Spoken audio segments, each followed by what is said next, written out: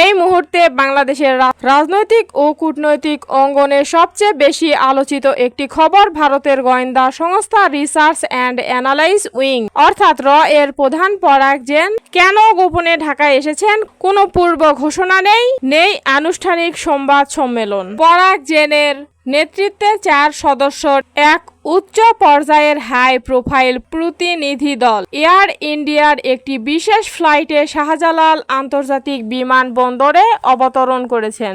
ভারতীয় এই high level টিমের প্রধান পরাগ জেনের ডান পাশ ঘিরে রয়েছেন আশিন মুকুন্দ কটনিশ, রাহুল নেগি এবং শৈবাল রায় চৌধুরী, যারা প্রত্যেকেই দুর্ধর্ষ গোয়েন্দা।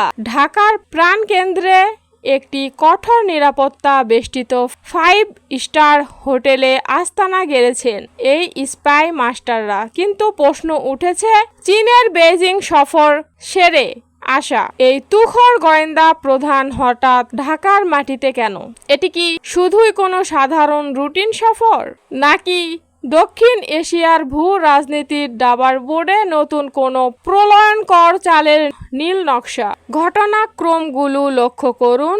পরাগ জনের গোপনে ঢাকায় অবতরণ করার কয়েক ঘন্টা আগেই আজ সকালে সচিবালয়ে প্রধানমন্ত্রী তারেক রহমানের সাথে বন্ধ ঘরের ভেতরে সৌজন্য সাক্ষাৎ করেছেন বাংলাদেশের নিযুক্ত ভারতের নতুন হাই কমিশনার মন্ত্রী পদমর্যাদার দীনেশ ত্রিবেদী। গত জুনে দায়িত্ব নেওয়ার পর প্রধানমন্ত্রীর সাথে দীনেশ ত্রিবেদীর এটাই ছিল প্রথম বৈঠক।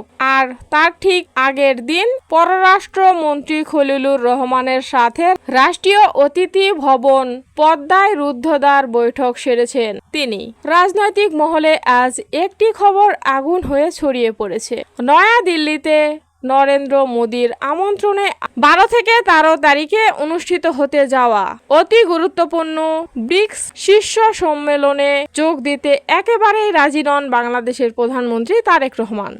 গতকাল থেকে খবরটি গুঞ্জনে বাতাসে ভেসে বেড়াচ্ছিল, আর আজ ভারতীয় হাই কমিশনের সাক্ষাৎ ও চাপ সৃষ্টির পর তা প্রায় নিশ্চিত হওয়া গেছে।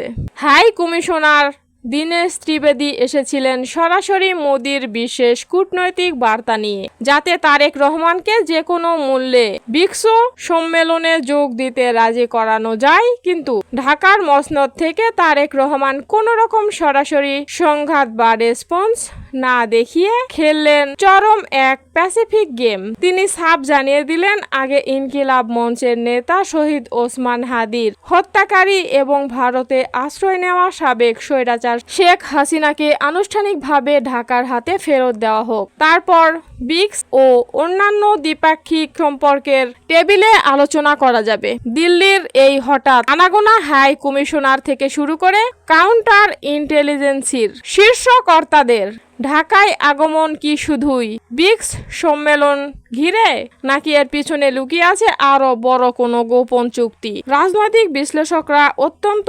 আশঙ্কাজনক একটি বার্তা দিচ্ছেন। বিশেষ করে আগামী ডিসেম্বরে ভারত থেকে শেখ হাসিনার বাংলাদেশে প্রত্যাবর্তনের ঘোষণার খবর ছড়িয়ে পড়ার পর ভারতের এই তৎপরতার সন্দেহ বহুগুণ বাড়িয়ে দিয়েছে। প্রশ্ন উঠেছে, তবে কি ভারতের গোয়েন্দা প্রধান পরাগ জৈন ও নতুন হাই কমিশনার মূলত শেখ হাসিনার নিরাপদ প্রত্যাবর্তন, তার রাজনৈতিক ভবিষ্যৎ কিংবা আওয়ামী লীগের অবস্থান টিকিয়ে রাখার জন্য নেগোসিয়েশন করতেই মরিয়া হয়ে ঢাকায় ছুটে এসেছেন, নাকি ঢাকার নতুন ক্ষমতার কাঠামোর উপর এক অদৃশ্য মনস্তান্ত্রিক চাপ সৃষ্টি করতে চাইছে দিল্লি? কিন্তু সাউথ ব্লকের চিন্তার কারণ কেবল শেখ হাসিনা বা ব্রিক্স সম্মেলন নয়, ঢাকার এক কঠোর আইনি পদক্ষেপ ভারতের অর্থনীতিতে চরম ধাক্কা দিতে চলেছে। এই চাঞ্চল্যকর তথ্যটি উন্মোচিত হয়েছে বাংলাদেশের বর্তমানে 18,453 জন ভারতীয় নাগরিক বৈধ কাগজপত্র নিয়ে বসবাস করছেন। কিন্তু মারাত্মক খবর হলো, এর মধ্যে 3,000 জনের ভিসার মেয়াদ অনেক আগে শেষ হয়ে গেলেও তারা নানা অজুহাতে নিজ দেশে ফিরে না গিয়ে বেআইনিভাবে বাংলাদেশে অবস্থান করছেন, চাকরি করছেন, বেতন তুলছেন। এখানেই শেষ নয়, বেসরকারি থিঙ্ক ট্যাঙ্ক সংস্থাগুলোর তথ্য অনুযায়ী ট্যুরিস্ট ভিসা নিয়ে এসে ওভার রেস্ট করে বাংলাদেশের অবৈধভাবে কাজ করছেন। আরো কয়েক লাখ ভারতীয় নাগরিক যাদের কোনো টিন সার্টিফিকেট নেই, যারা এদেশের টেক্সটাইল, গার্মেন্টস, তাপ বিদ্যুৎ কেন্দ্র, টেলিকম, আইটি সেক্টর ও বিভিন্ন শিক্ষা প্রতিষ্ঠানে থেকে শত শত কোটি টাকা হুন্ডির মাধ্যমে ভারতে পাচার করছেন। সম্প্রতি বাংলাদেশ পুলিশের বিশেষ শাখা এসবি থেকে এসব অবৈধভাবে অবস্থানরত ভারতীয় নাগরিকদের কাছে কঠোর ও চূড়ান্ত বার্তা পৌঁছে দেওয়া হয়েছে।